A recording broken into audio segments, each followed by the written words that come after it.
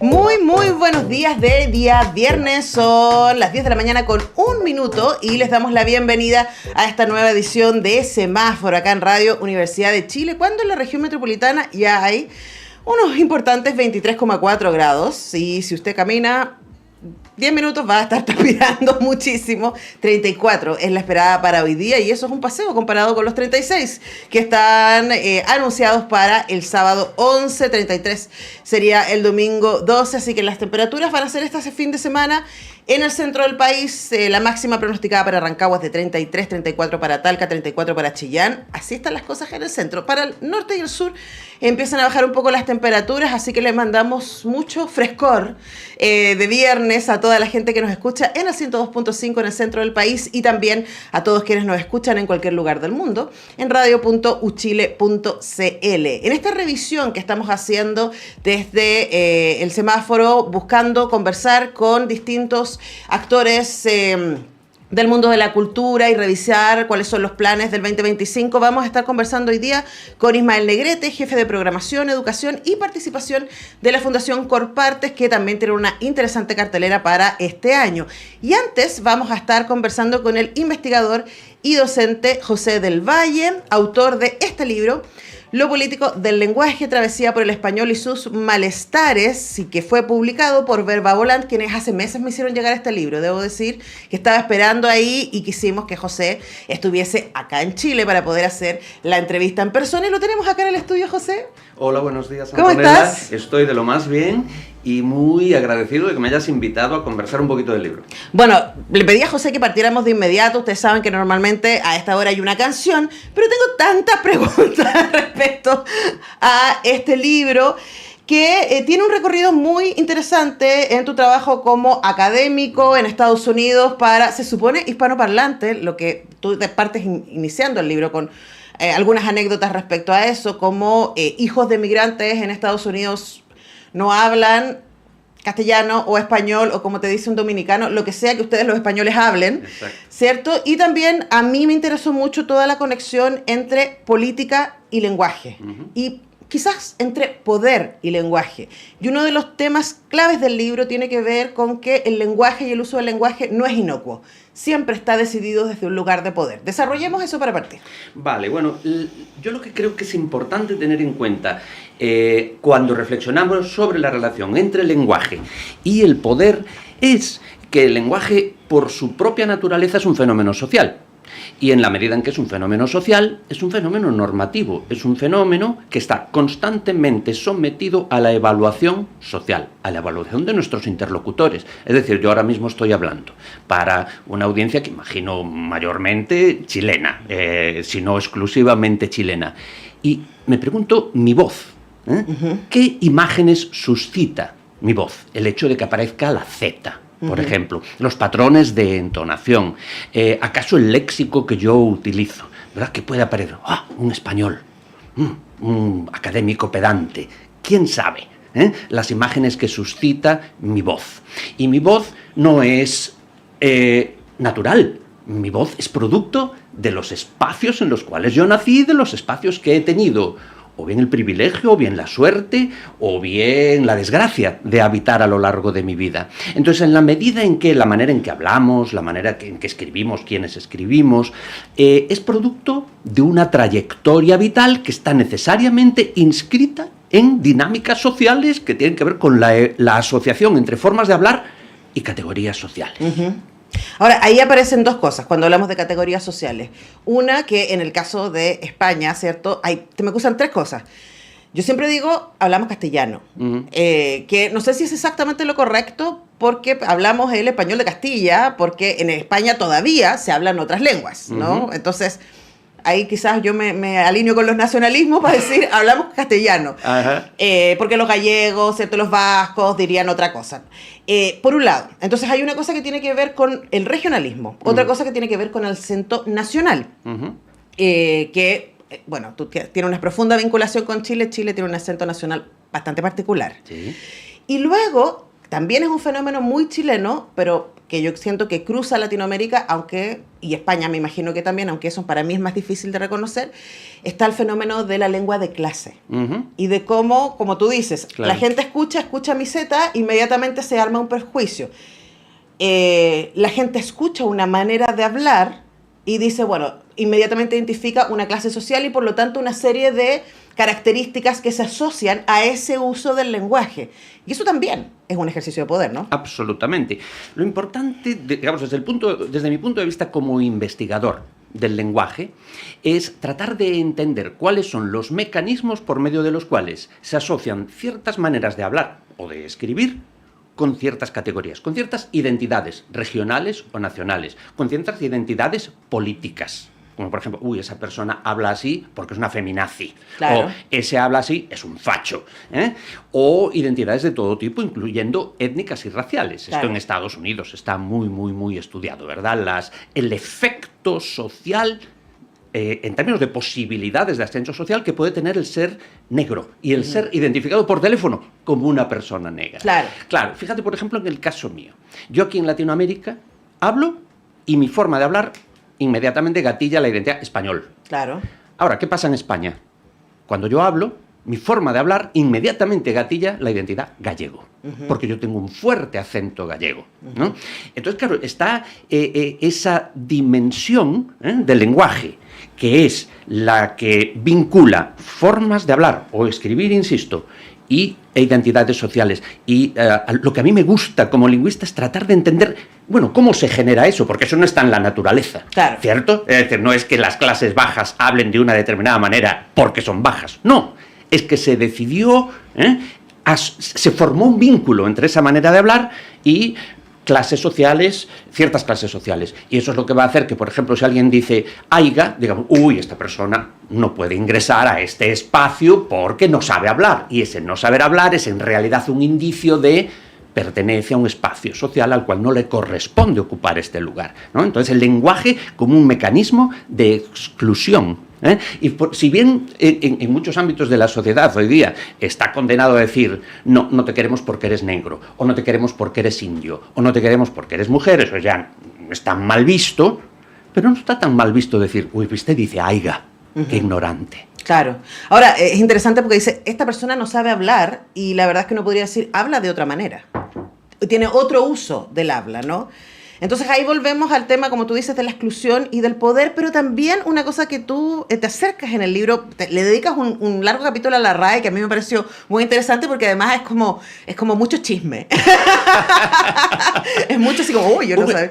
Eso es un elogio, porque todo buen investigador tiene que ser chismoso. Por supuesto, no, pero también lo digo para que la gente no sienta que lo político del lenguaje es un mamotreto difícil. No es un libro tan largo, tiene 150 páginas más o menos, y es muy rápido de leer, por supuesto, tiene mucha densidad en sus reflexiones, pero es muy divertido de leer. Yo lo pasé bien. Me alegro porque esa era mi intención, sí. Así que no es solo para especialistas, para lingüistas, para filólogos, ¿no? Sí. A mí me parece que el mundo de las comunicaciones y de la política debería entrar aquí. Y ahí voy con mi próxima segunda pregunta, José, o mi próxima pregunta, voy como en la cuarta, que tiene que ver con la resistencia del lenguaje. Sí. Porque hoy día también a mí me da la impresión, como tú decías, por ejemplo, de las personas negras, el mismo uso de la palabra negra o nigger en Estados Unidos es algo que ellos reivindicaron, como el queer, que es algo que la comunidad LGBTQ+ reivindica también, ¿no? Y yo siento que también en las Latinoaméricas hay algo que está pasando que tiene que ver con la reivindicación de nuestra habla, con nuestra fealdad un poco. Y podemos hacer el link ahí, hay un montón de estudios en Estados Unidos sobre eso, a propósito del primer gobierno de Trump, quizás qué cosas pasen ahora, que tiene que ver con como el abrazar el white trash, frente a un antiacademicismo, un antiintelectualismo. Entonces también hablemos del lenguaje como resistencia a no quiero ser eso que el poder, la academia, dice que se supone yo debería ser. Claro, porque de la misma manera que ese carácter social y normativo del lenguaje al que me refería en respuesta a tu primera pregunta, de la misma manera que esa condición social y normativa está a disposición de quien quiere ejercer el poder a través de la misma, también está a disposición de quien quiere resistirse al poder. Es más, fíjate que, por volver al caso estadounidense que tú mencionas, yo pienso en el desarrollo del lenguaje, de la relación entre lenguaje y política en Estados Unidos en los últimos 50, 60 años a partir de 3 hitos. El primero es el debate presidencial, el primer debate presidencial televisado entre Nixon y Kennedy. En ese momento se produce una profunda transformación del rol del lenguaje en la comunicación política. ¿Por qué? Porque, claro, el lenguaje verbal se ve en competencia con el lenguaje visual. En aquel debate ganó Kennedy. ¿Por qué? Pues sobre todo porque a Nixon en la televisión se veía que le sudaba el labio superior y eso era un indicio para mucha gente de miente. Claro. Entonces en ese momento, digamos que el carácter performático del lenguaje tiene que enfatizarse. Tiene que enfatizarse porque el lenguaje verbal tiene que competir con la imagen. ¿Qué puedo hacer yo con el lenguaje para compensar el sudor del labio?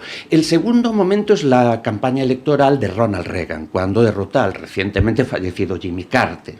Porque lo que hace Ronald Reagan es desolemnizar el lenguaje de la política. Hay un género discursivo propio del lenguaje político, incluso en el ámbito televisivo, al cual renuncia Ronald Reagan. Y es significativo que sea un actor, claro, el que lo hace. Pero ahí también hay una sobreadaptación, quizás. Es decir, yo no voy a usar el recurso del audiovisual porque yo soy un político serio. Correcto. Entonces, claro, ¿quién es precisamente un actor? El que conjuga esta nueva comunicación política fundamentalmente performativa más que comunicativa, más que transmisora de información objetiva, real, sobre cómo está la sociedad y cuáles son mis planes para cambiarla. Es un actor el que desplaza esa solemnidad. Y el tercer momento, el tercer hito, es Trump. El tercer momento es Trump porque lo que hace Trump es convertirse en el ariete de la renuncia al decoro. La renuncia absoluta al decoro. Y esto tiene mucho que ver con este ingreso en la era de la posverdad. Claro. ¿Verdad? Que no hay que confundirse. La era de la posverdad no es la era de la mentira. No. La era de la mentira y la de la verdad son la misma. La mentira y la verdad existen una al lado de la otra. Claro. La era de la posverdad es la era en la cual el hecho de que una aseveración sea verdad o mentira es absolutamente irrelevante. Y yo creo que estamos habitando ese mundo y creo que este mundo lo están habitando las derechas y la extrema derecha con muchísima más comodidad que las izquierdas, que están desconcertadas, en mi opinión, en relación con esta crisis del lenguaje. Bueno, uno podría decir porque también es funcional. O sea, a las extremas derechas le viene bien que no hablemos de verdades o de datos duros o de que la Tierra es redonda, porque no va acorde a sus agendas. Conversamos. ¿Y qué hacen las izquierdas con exactamente. Eso? Bueno, hay preguntas ahí. José del Valle, autor, investigador académico de lo político del lenguaje, travesía por el español y sus malestares, que está editado en Chile por Verba Volant, lo pueden conseguir. Yo sigo conversando con él porque, como ven, tengo muchísimas preguntas, hablando de eso, ¿no? De la era de la posverdad y la era de la política del espectáculo, sí, donde el lenguaje tiene un rol tremendamente significativo. A mí el caso de Milei todavía no me deja de impactar, porque uno viene de un mundo, uno nació a finales del 20, y uno viene de un mundo en donde las personas educadas, y uno pensaría que quienes gobiernan deberían ser personas educadas, no insultan. Yeah. O no insultan en espacios públicos, ¿no? O sea, alguien que insulta a un periodista de manera consistente y con epítetos gruesos, no como es el caso de Milei, alguien que sale con una aserradora, ¿no? No me acuerdo cómo se llama eso. La motosierra. La motosierra, que tiene esta performance en donde el lenguaje es importante, pero podríamos hablar desde su negatividad. Sí. ¿Por qué crees tú que ese uso del lenguaje tiene una recepción positiva cuando se nos ha entrenado que debería ser lo contrario, ¿no? Sí. Efectivamente, mira, aquí me muevo un poco en el terreno de la hipótesis porque es algo que no he tenido todavía oportunidad de investigar sistemáticamente, pero ahí está, lo tenemos delante. Yo creo que hay una fuerte vinculación entre la democracia liberal, digamos, los mecanismos políticos a través de los cuales pues, buena parte de los países del planeta se han gobernado, y una concepción del lenguaje como fundamentalmente transparente, como sistema de comunicación que sirve para transmitir información. Se trataría de aseveraciones que pueden ser contrastadas con la realidad y ser consideradas, por lo tanto, ser evaluadas como verdad, o mentira, o media verdad, o media mentira. ¿Ya? Entonces, hemos estado habitando un mundo político en el cual esa teoría del lenguaje como representación de la realidad es dominante. Entonces, fundamentalmente hay esta premisa de que los políticos, lo que tenemos que hacer es escucharlos, para ver si nos dicen la verdad o la mentira. Y ahí está la prensa también como uno de los mecanismos, ¿no?, de evaluación de esto. Bueno, entonces, ¿a dónde nos ha conducido esto?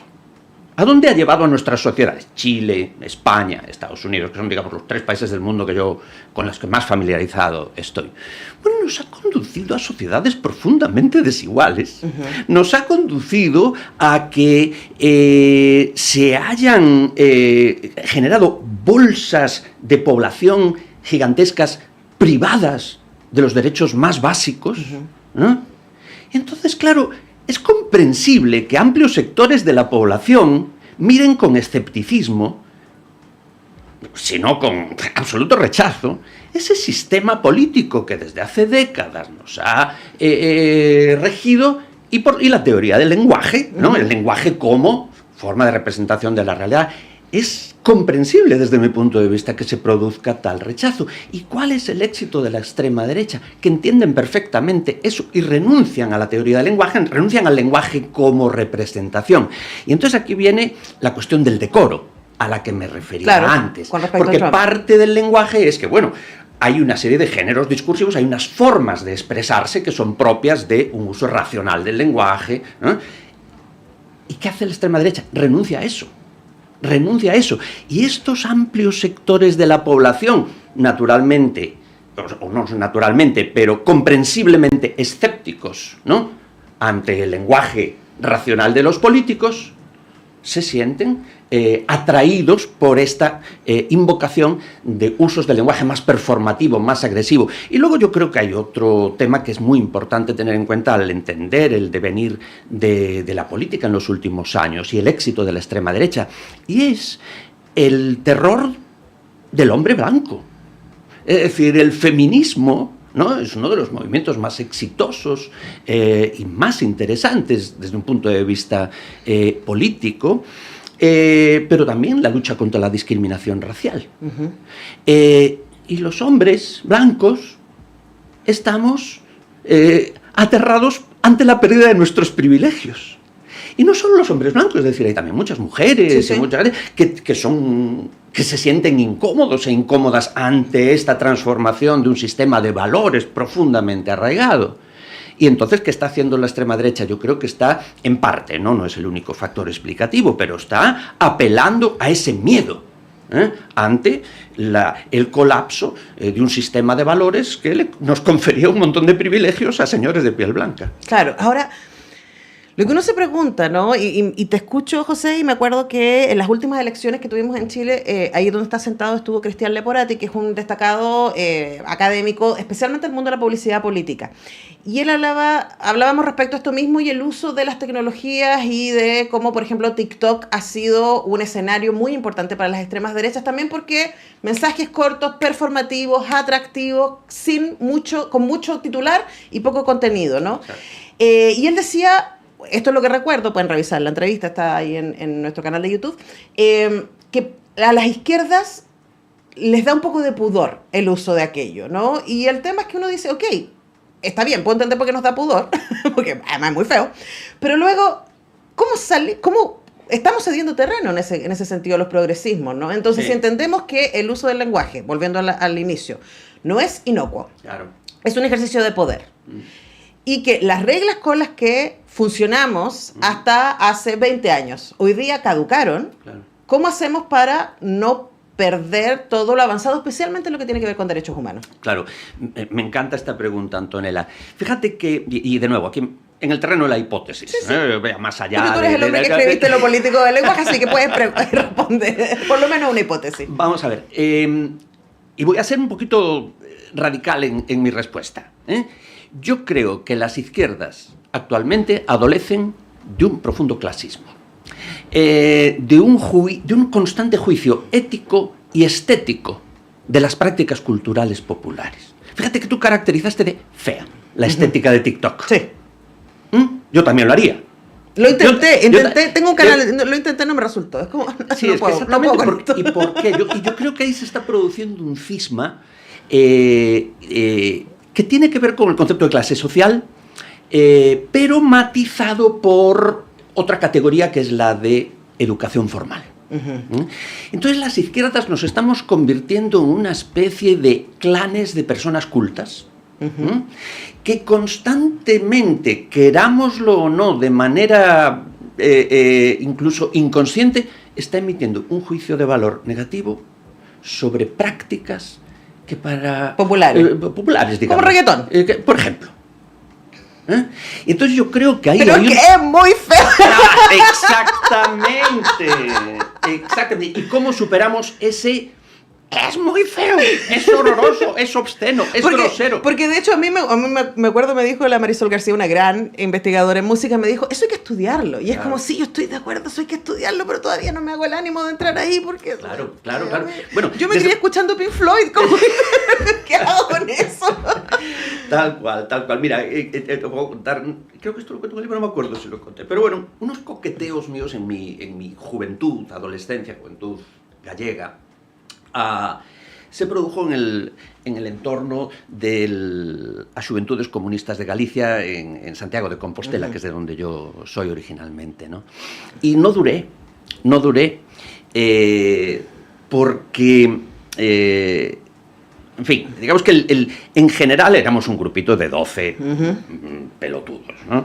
La mayoría de esos pelotudos provenían de las clases medias santiaguesas, uh-huh, que es el gentilicio para los de Santiago de Compostela, hijos de profesores de universidad, claro, izquierdas y tal. Y yo que venía de más bien una familia trabajadora, lo que detecté enseguida fue un profundo clasismo. Dije, Dios mío, esta gente desprecia todo lo que a mi padre, a mi madre, a mi tío, a mi tía... por lo que se supone que luchan. Claro. Pero claro, y encima era esta concepción de, claro, estos pobrecitos, menos mal que nos tienen a nosotros los iluminados, uh-huh, ¿no? Entonces yo creo que hoy día ese problema es todavía mucho más acentuado que entonces, que te estoy hablando de los años 70, ¿no? Claro. Cuando yo tenía cuando era adolescente. Yo creo que es un problema mucho más acentuado de aquí. De hecho, yo creo que por eso el Frente Amplio aquí y su ñoñoísmo, ¿no?, se prestó a construir una imagen de una izquierda medio farsante, de una izquierda en el fondo privilegiada. Snob. Exacto. Entonces yo creo que tenemos mucho trabajo que hacer para superar nuestros hábitos sociales, algunos, bueno, como resultado de provenir de las clases medias o altas, que uno puede ser de clase media y alta y ser una persona de izquierdas, o como producto de haberlos adquirido en nuestra vida profesional. En mi caso, pues, porque uh-huh, estudié en la universidad, me hice un máster y un doctorado en Estados Unidos, y ahí desarrollamos toda una serie de hábitos que son clasistas. Absolutamente, y estaba pensando, a mí me da mucha risa porque... En Chile, por ejemplo, hay una familia, Esteves, que ha tenido un importante rol en la historia política, uh-huh, especialmente en la concertación, etcétera. Y a mí se me han acercado mucho, así como, tú eres de esos Esteves, ¿no? Y es como, no, mi papá es artesano en madera, trabajó en el metro, mi mamá dueña de casa toda la vida. Es como, yo soy primera generación, claro, profesional, pero hay esta cosa también de, pero tú hablas como nosotros, exacto, porque bueno, tuve la posibilidad de estudiar, y por lo tanto eres bien recibida entre nosotros aunque no vengas desde nosotros, ¿no? Pero te adoptamos igual. Y es muy interesante pensar eso porque efectivamente esa adopción tiene que ver con la adquisición de un uso apropiado para ciertas clases del lenguaje. Exacto, exacto, es impresionante. Mira, ayer por la tarde estaba tomando una cervecita con un gran amigo y admirado lingüista y a la vez adversario intelectual en algunas cuestiones, que es Guillermo Soto, actual director de la Academia Chilena de la Lengua. Ajá. ¿No?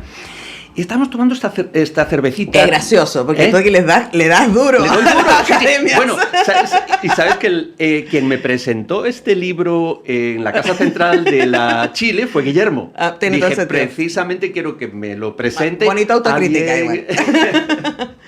Y bueno, él y Eva Amamé, una gran amiga y profesora de la UDP, una filósofa y politóloga. Bueno, el caso es que conversábamos ayer de esta constante entre las clases medias y altas chilenas de ¡ay, qué mal hablamos los chilenos! Ay, qué mal hablamos los chilenos, ay, qué mal hablamos. Entonces, y a mí me lo dicen muchísimo, ¿no? Como en español, y yo harto de decir que no, que cada uno hablamos las variedades, que pero da igual, dicen esto. Y entonces, claro, decía Guillermo, y fíjate que enseguida te dicen, ay, pero qué bien hablan las nanas peruanas. Ahora, ¿qué hijos de estas familias bien van al final a acabar hablando bien como las nanas peruanas? No, porque ese hablar bien es un marcador de clase. Es decir, por un lado es hablar bien, pero por otro lado es un marcador de clase. Claro. Entonces van a seguir hablando mal, porque es un marcador de identidad nacional y dentro de ese mal hay gradaciones. Hay un mal de la clase alta y un mal de las clases populares. Enseguida te identifican a alguien como un roto o como un flaite en función de cómo habla. Ahora, también yo creo que las nuevas generaciones van a hablar español neutro de Disney.